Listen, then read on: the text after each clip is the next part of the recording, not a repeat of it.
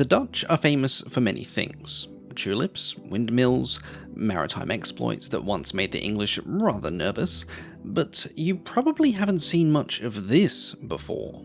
The Second World War saw the development of numerous twin-engine heavy fighters, some of which were very successful and therefore became very famous, and a lot of them had some very cool names as well.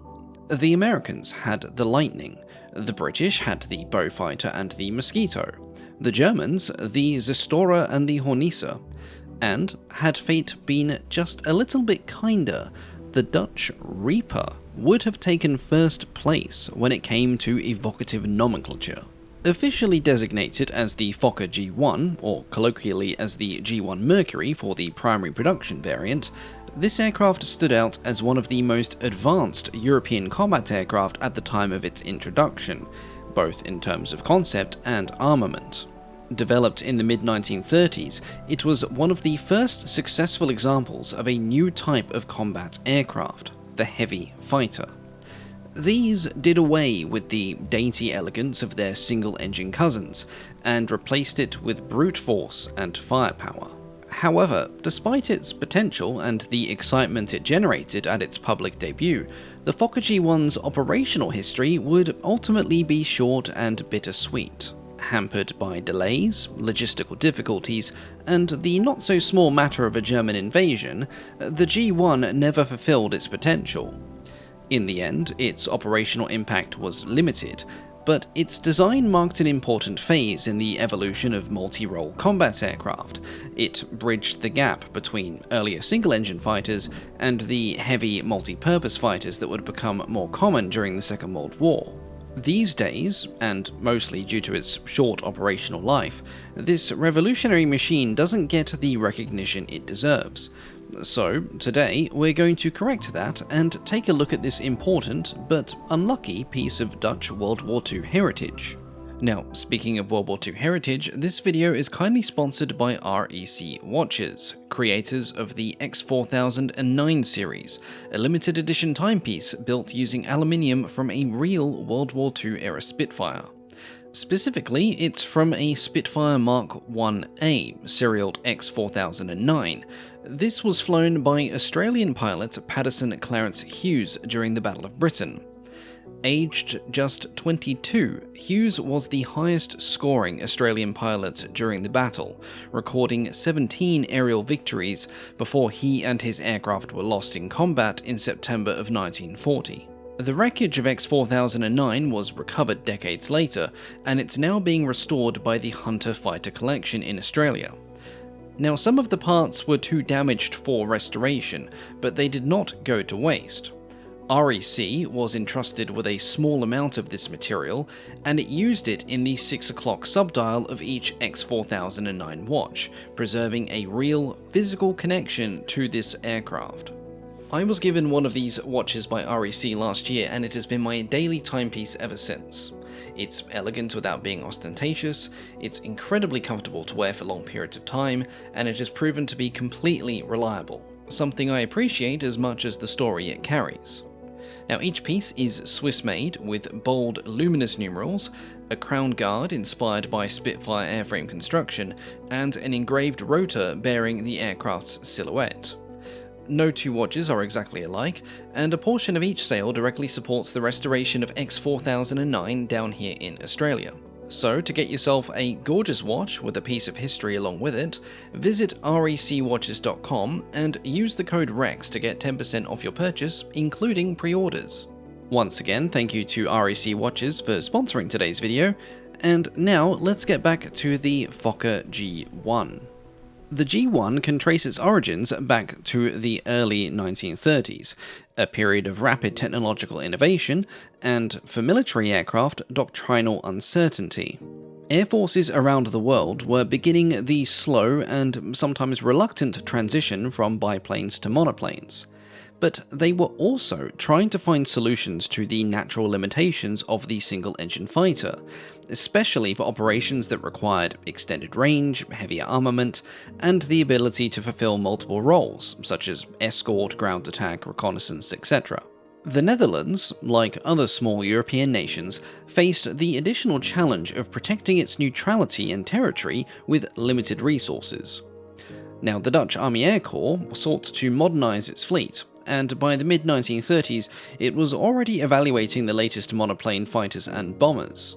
Now, at roughly the same time as this, Fokker, the pride of Dutch aircraft manufacturing, was keen to reclaim some lost prestige, having seen its early lead in the interwar period eroded by the rapid rise of foreign manufacturers. Within Fokker, a team led by chief designer Erik Schatzky began discussing, in secret, the development of a powerful twin-engine, twin-boom fighter, one which could carry a heavy armament and operate beyond the range of typical single-engine fighters. What would become the Fokker G1 was not the result of any tentative government interest, but rather an internal Fokker initiative, motivated by a mix of commercial ambition and national security concerns. The company hoped that the design would not only appeal to the Dutch military, but also to foreign buyers as well. The improving economic climate of the mid-1930s and the growing need to increase Dutch air defense meant that Fokker had a good chance of gaining official government support if this experimental design proved successful. The concept was ambitious for its time. Most contemporary fighters were single-engine biplanes or monoplanes, limited in range, firepower, and versatility. Schatzky's team were designing something completely different. A twin-engine heavy fighter, with a twin-boom layout housing its crew in a central nacelle, and all of its offensive armament in a concentrated, formidable battery in the nose. This configuration allowed for exceptional forward firepower, clear fields of fire, and the flexibility to accommodate a second or even a third crew member as needed. Power would come from a pair of Hispano-Suiza radial engines, which were estimated to produce approximately 750 horsepower at 3,500 meters. Along with this, the design would feature many of the other innovations that were now becoming commonplace in modern aircraft design. A fully enclosed crew cabin, advanced heating and electric systems, and a fully retractable undercarriage. The airframe itself, like all Fokker aircraft of this period, would be built using mixed construction. This was done in the pursuit of maximizing airframe strength, whilst at the same time minimizing weight and overall cost. This method also suited the realities of the Dutch aircraft industry at the time, which lacked the large-scale capacity to mass-produce all-metal aircraft.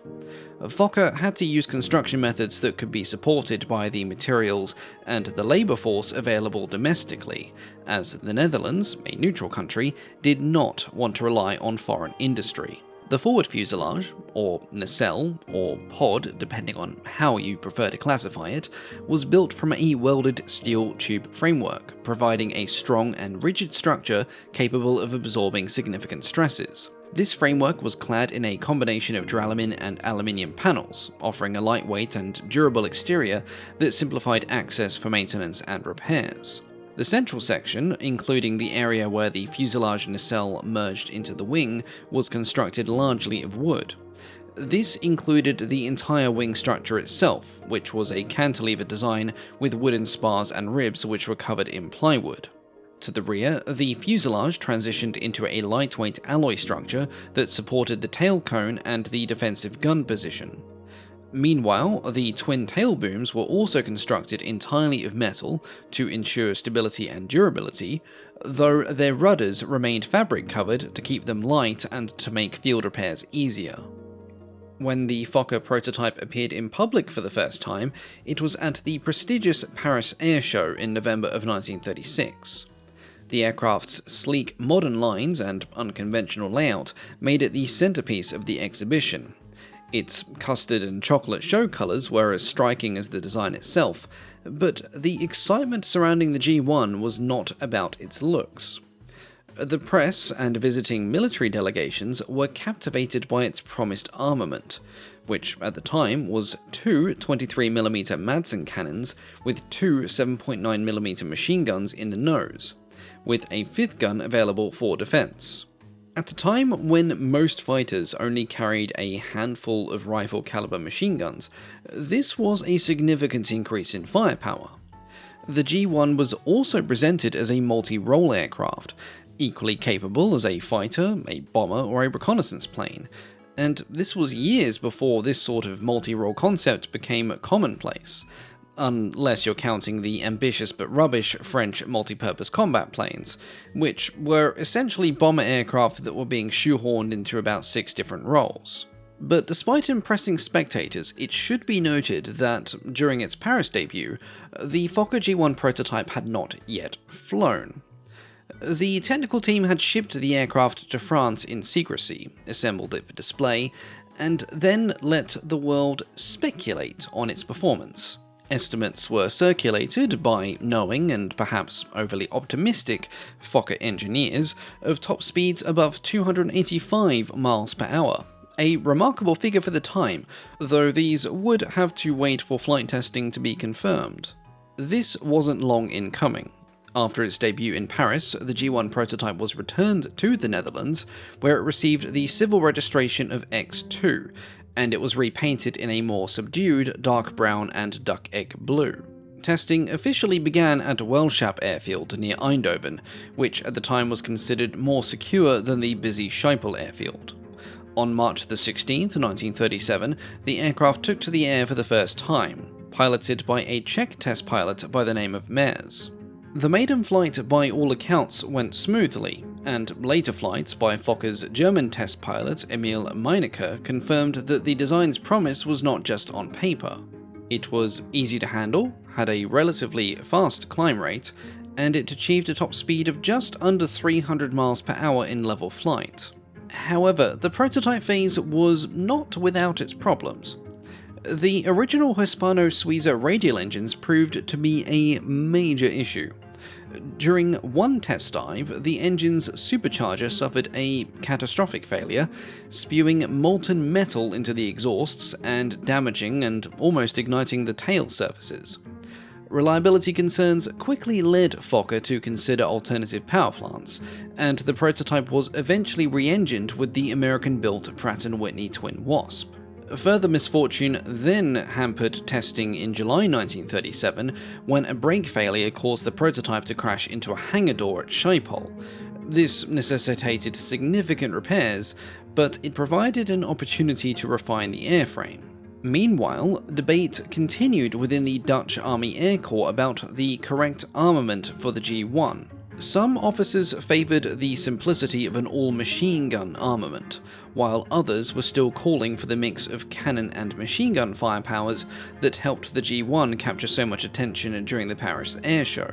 These discussions, which were often quite heated, along with the engine change, added a significant delay to what was meant to be a relatively quick prototyping phase, and in hindsight this has a huge knock-on effect on the type's success. A delay of 9 to 12 months sounds pretty bad on its own, but when that delay of 9 to 12 months means the difference between the type entering service in autumn 1938 and autumn 1939, things are viewed very differently.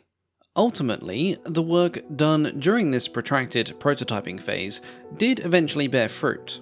Despite the delays, the Dutch Army Air Corps was satisfied with how the G1 was developing, and it prepared to place a production order towards the latter half of 1937. In the lead up to this, further discussions took place between the Air Corps and the design team at Fokker.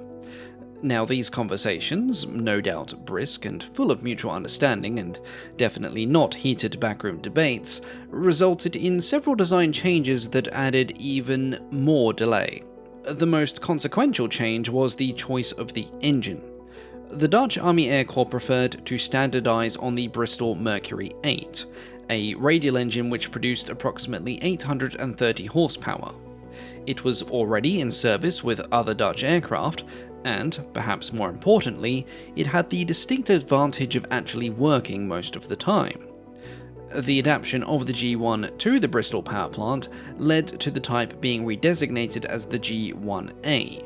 Aside from the power plant change, numerous other modifications were also made to the aircraft and its equipment. It featured a slightly larger and heavier airframe than the prototype, with additional structural reinforcements to accommodate heavier payloads and the possibility of a third crew member. Fokker engineers then had to prove that the aircraft could carry this additional weight, going so far as to conduct an ambitious test in which the G-1A was loaded with 700 kilos of additional weight, well beyond the anticipated operational requirement, a test in which, to its credit, it passed with flying colours. Additionally, minor modifications were made to address unique aspects of the G1's design, such as the bureaucratic challenge of fitting navigation lights to its twin-boom tail. Rather than reworking the existing regulations, which was written around single-tail aircraft, the Dutch authorities settled on the simple solution of just removing the light bulbs from one of the G1's tails. The G1A's armament also differed from the original prototype. In the weeks leading up to the production order, it was finally decided to drop the mixed cannon machine gun armament for an all-machine gun armament instead. By this time, the Dutch Air Force was committing itself to having its aircraft equipped with the 7.9mm FN Browning machine gun. These were readily available, compatible with other Dutch aircraft like the Fokker D-21, and they were easier to maintain. Installing 23mm Madston cannons, as originally proposed on the prototype, would have introduced new supply chains and increased the aircraft's weight and complexity, at a time when the Dutch military was trying to rearm and modernize its air force as quickly as possible without blowing the budget sky high. Thus, the G1A would now have 8 7.9mm machine guns installed in the nose. While not as potent as 20mm or 23mm cannons, the sheer volume of fire was hoped to make up the difference in individual round potency. A 9th 7.9mm machine gun was also mounted in a movable position at the rear for defensive use, though in reality this proved to be something of a suggestion rather than an effective defensive tool. In addition to the guns, the G1A could also carry up to 300 kilograms of bombs. These would usually be small 50-kilogram bombs, which were designed to hit light targets on the front lines. The standard crew complement was settled at 2, though the first 4 aircraft were completed as to be equipped with a third crew member. This was the result of Fokker and the Air Corps experimenting with optimism about what could reasonably be squeezed into the available space. A first production order for 36 G1As was placed by the Dutch Air Corps at the end of 1937, with aircraft receiving the serials from number 301 to 336. The initial airframe to be completed, serial number 302, made its maiden flight on April 11, 1939, with Fokker's test pilot Gerben Sonderman at the controls. This aircraft remained at the factory for further evaluation and testing, while deliveries to operational squadrons began later that summer. But when I say deliveries, what I mean is more of a piecemeal trickle of 1 or 2 aircraft every week. By the time Germany invaded the Netherlands in May of 1940, just 23 G1As were in frontline service and operational, with many more incomplete due to production delays or engine shortages. These issues were not helped by the slow delivery of the Bristol Mercury engines from the United Kingdom, where, understandably, attention had begun shifting to rather more urgent matters, like giving the RAF every single fighter and engine it could get its paws on. Now, a few of these early production G1As were fitted with special modifications, as Fokker attempted to introduce further innovations, instead of just building more of the things. Notably, aircraft number 304 was modified with a large transparent observation gondola, often nicknamed the bathtub, beneath its fuselage, and this was meant to be used for reconnaissance experiments. Fokker had clearly been watching the French. However, like with many French aircraft as well, this design proved impractical. The field of view was too restricted, the cramped space made the observer's task nigh on impossible, and in combat situations it left said observer incredibly vulnerable, as he was essentially being presented to the enemy in something not unlike a flying terrarium. Now, unsurprisingly, adopting this feature for production models was highly discouraged by anyone who had a scrap of consideration for the poor Dutch air crews.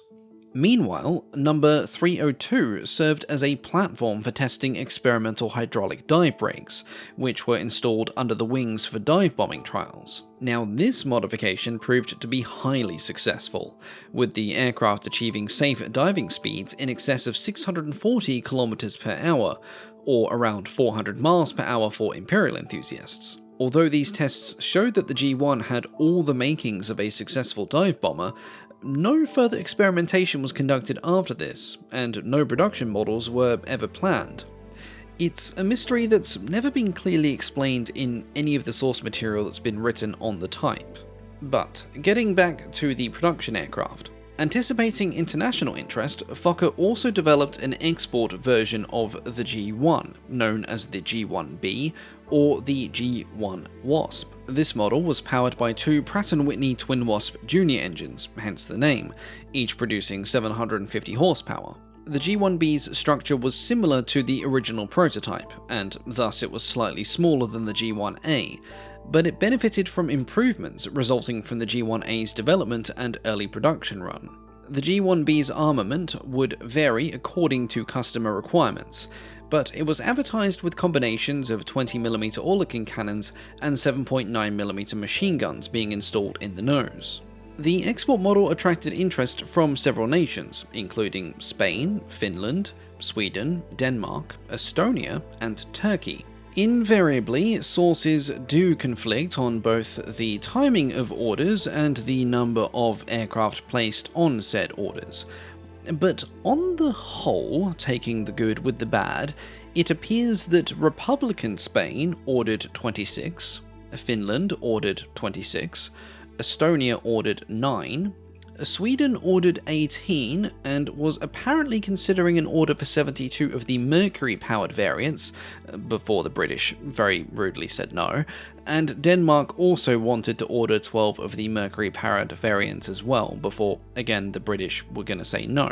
Unfortunately for Fokker, this lucrative list of export orders was then destroyed by world events.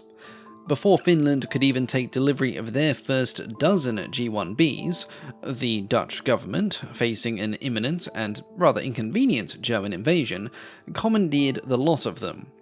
In a desperate effort, the Dutch ground crews would hastily arm some of these aircraft, as they were going to be delivered unarmed to the Finns, and press them into combat during the fighting of May 1940, but more on that later.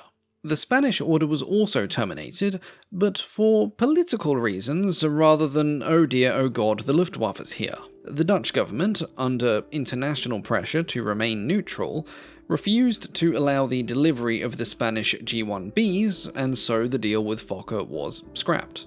Now, depending on what source you read, an unspecified number of these aircraft may have also been commandeered by the Dutch Air Corps in the immediate weeks preceding the German invasion in May 1940. The Swedish order came to something of a confusing end, and sources here really do vary wildly on how many aircraft were even built, their configurations, and even their intended roles. There are even some documents that suggest interest in a dive bombing variant using the dive brakes that were first tested on the prototype. But regardless of their purpose, none of these aircraft would ever make it to Sweden, and the German occupation of the Netherlands would put an end to all other export orders as well. Now, speaking of which, let's talk about the aircraft's service history, which was, in many ways, a microcosm of the Netherlands' own fate in the opening phases of the Second World War. The first production G1As began arriving with the Dutch Army Air Corps in the summer of 1939. By September of that year, as the Netherlands mobilized in response to the outbreak of war between Germany and Poland, the G1A had been assigned to two frontline units, the 3rd Fighter Group, based at Walhaven Airport near Rotterdam, and the 4th Fighter Group, based at Bergen Air Base near Alkmaar. Between these two squadrons, as mentioned earlier, only about 23 G1As were ready for action, though a couple of sources do say 24.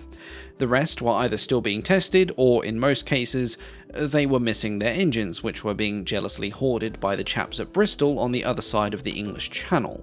But despite arriving in small numbers, the G1A was greeted with a sense of pride by its Dutch aircrews. Compared to the simplistic Fokker D-21 and the aging C5s and C10s in the Dutch inventory, the G1 represented a significant leap in firepower and technology. Its heavy nose armament gave it a lethality unmatched by most contemporaries, and its twin-engine layout gave it both power and a level of redundancy not to be found in single-engine designs. Pilots who flew the G1 generally held it in very high regard, especially for its firepower and handling. It was seen as robust, easy to control, incredible in a dive, and in the right hands, capable of dogfighting as well as their single-engine counterparts. However, it was still completely untested as a combat aircraft, and many pilots and ground crews were still adjusting to these new machines when the German invasion began. At dawn on May 10, 1940, the Dutch Air Force scrambled every available aircraft to resist the Luftwaffe's overwhelming assaults. The Fokker G1s were of course immediately committed, with the 3rd Fighter Group at Volhaven and the 4th Fighter Group at Bergen both coming under sustained aerial attack. Despite facing German forces that enjoyed an overwhelming superiority in numbers, the G1 units managed a pretty determined defense. At Volhaven, 8 out of the 10 available G1As managed to get airborne before German paratroopers captured the airfield. In the confused and chaotic air battle that followed, these aircraft managed to shoot down at least 14 German aircraft, mostly paratroop transports, which was a remarkable achievement given the scale of the attack, the small number of defenders, and the minimal warning that they had to get the aircraft in the air in the first place.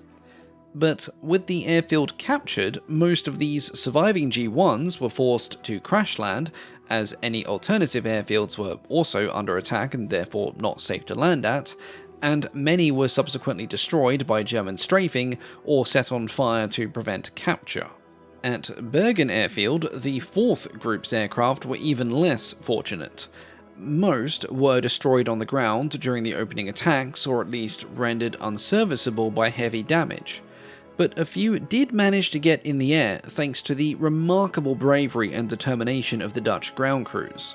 Maintenance personnel patched bullet holes with cork and tape, they cannibalized wrecks for spare parts, and even re-equipped unarmed export models and pressed them into service as makeshift G1As.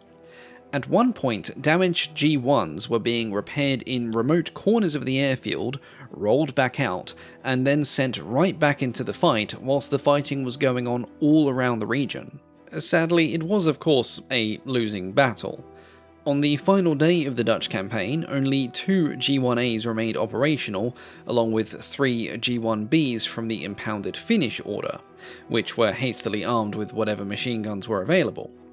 Their last sorties mostly involved ground attack and strafing the advancing German columns with the few rounds of machine gun ammo that they had left, before the news of the Dutch surrender grounded the few surviving airframes at the end of the day. Given the chaos of the campaign and the limited numbers involved, it's difficult to quantify precisely the G1's effectiveness in combat. However, both Dutch and German sources acknowledged that the G1, when it managed to get airborne, inflicted more damage on the Luftwaffe than any other Dutch fighter. It also provided close air support to embattled Dutch troops and airfield defences, and participated in attacks against defended German ground columns, despite lacking armour and therefore being very vulnerable to enemy flak and ground fire. In comparison to its peers, the Fokker G1 was also a respectable opponent for its time. Its armament, speed, and versatility rivaled, and in some cases exceeded, that of its contemporaries, like the German Messerschmitt Bf-110 or the Bristol Blenheim in its fighter configuration. However, its numbers were too small and its entry into service far too late for it to have any real impact in the outcome of the air campaign. Ultimately, the G1's efforts could be summed up as heroic, but doomed. When the Netherlands fell, nearly all surviving G1s were either destroyed by their crews to prevent capture, or fell into German hands, many of them damaged or inoperable. The rapid occupation of the Netherlands meant that there was no possibility of regrouping, rebuilding, or evacuating the type to friendly countries. Essentially, what remained of the G1 fighter force was simply wiped out or confiscated. Now, a couple G1 airframes were captured more or less intact by the Germans. The Luftwaffe transported these back to Germany, where they were studied and tested, but not put into operational use. Interestingly, the remaining aircraft originally intended for Spain, whose delivery had been blocked, were quietly completed under German occupation by mid-1941. But rather than being sent into combat, these G1s found a rather unexpected secondary career as fighter trainers for Luftwaffe aircrews that were destined to fly the Messerschmitt Bf 110. They served in this role for approximately 2 years until attrition, inevitably from crashes and a lack of spare parts, led to their withdrawal and the surviving airframes were scrapped or used for instruction. However, there is one exception to this sad tale, as one G1 in German-occupied territory made a dramatic escape. On the 5th of May 1941, Fokker test pilot Hida Legstra, and I apologise if I pronounce that horribly, and engineer Piet Vos, a Fokker board member no less, managed to fly a G1 to England. Their so-called test flight required some creative accounting in the fuel department, adding in far more than normally required for such a flight, and a timely dive into cloud cover to shake off the Luftwaffe escorts, who were, as one imagines, not terribly amused by their absconding. Upon landing in Britain, the aircraft was taken over by Philip and Powys Aircraft, later known as Miles Aircraft. Now, at the time, the company was developing an all-wooden fighter bomber, and it was particularly interested in the G1's wing design, which had held up surprisingly well under both flight stresses and the British weather, an achievement in itself. Sadly, after serving its purpose as a static research subject, the aircraft was then left outdoors to rot for the duration of the war, and it was eventually scrapped at the end of 1945. Today, no original Fokker G1 airframes are known to survive. All Dutch and export G1s were either destroyed in combat, scrapped after the German occupation, or otherwise lost. In recent years, a replica has been built, and is on display, at the Dutch National Military Museum, but it's a static display and does not fly. Had fate been a little kinder, had war arrived maybe 6 months later, and had the G1's engines been available in sufficient numbers, the story of this impressive but forgotten aircraft might have ended a bit differently. But it wasn't. And the true effectiveness of the Fokker G1 will remain a great big what if when it comes to aviation in the Second World War. As always, thank you all so much for watching, and a big thank you, of course, to the Patreon supporters. Well, it's been about a month since my last upload, again, thanks to the whole moving house drama, but normality has returned at last, and the video projects are now piling up, and we should hopefully get back to regular-ish uploads moving forward. I'm also experimenting with a new microphone boom arm, which has brought the microphone a bit closer to me compared to previously, so the audio might sound a bit different in this video, it might not, maybe I'm just being too picky, who knows. I'm hoping it sounds better anyway. A big thank you, of course, to our Wing Commander tier patrons, our highest tier supporters, and a warm welcome to Saber Kai, Loxley, Harvey Tyler, and Philip Gillis, or Gillis, who are the newest members of this special group.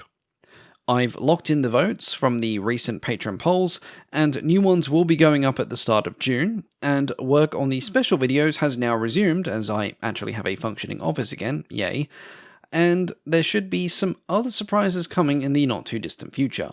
But that is all for today. Thank you all so much for your patience, and a lot of patience at that, and your continued support, and I will catch you all next time. Goodbye.